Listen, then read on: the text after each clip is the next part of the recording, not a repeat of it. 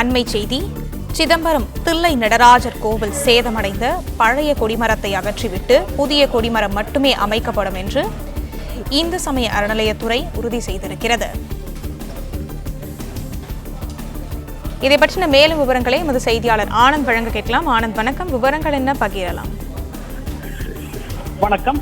சிதம்பரம் நடராஜர் கோவிலில் உள்ள தில்லை கோவிந்தராஜர் கோவிலின் கொடிமரத்தை அகற்றிவிட்டு புதிய கொடிமரம் அமைக்க எதிர்ப்பு தெரிவித்து கோவிந்தராஜரின் பக்தர்கள் ஹரிகரன் என்பவர் சென்னை உயர்நீதிமன்றத்தில் வழக்கு தொடர்ந்ததால் அந்த மனுவில் கொடிமரம் தொடர்பாக சைவர்களுக்கும் வைணவர்களுக்கும் இடையே 1860ஆம் ஆண்டு பிரச்சனை ஏற்பட்டது. இது சம்பந்தமான வழக்கில் இரு தரப்பிற்கும் இடையில் சமரசம் ஏற்பட்டது. அதன்படி கொடிமரத்தை அலங்காரமாக வைத்துக் கொள்வது எனவும் எந்த பூஜையும் பிரதோஷமும் விழாக்கை நடத்தக்கூடாது எனவும் சிதம்பரம் முன்சிப் நீதிமன்றம் தீர்ப்பளித்திருப்பதாகவும் சுட்டிக்காட்டினார்.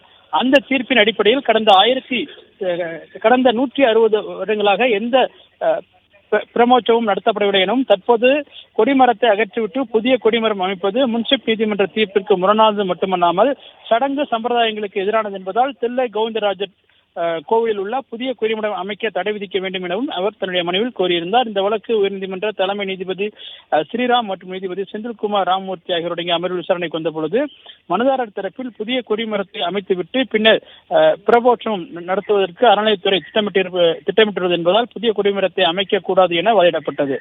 இந்த வாதத்தை மறுத்த அறநிலையத்துறை தரப்பு வழக்கறிஞர் பிரமோற்சவம் நடத்துவது தொடர்பாக வழக்கு வேறொரு அமர்வில் விசாரணையில் உள்ளதாகவும் தற்போது பிரமோற்சவம் நடத்தப்பட மாட்டாது என்றும் கொடிமரம் சேதமடைந்துள்ளதால் புதிய கொடிமரம் மட்டுமே அமைக்கப்படும் எனவும் உறுதியளித்தார். அறநிலையத்துறை தரப்பில் இந்த வாதம் குறித்து ஆணையர் ஒரு வாரத்தில் மனுவாக தாக்கல் செய்ய உத்தரவிட்ட நீதிபதிகள் விசாரணையை தள்ளி வைத்துள்ளனர்.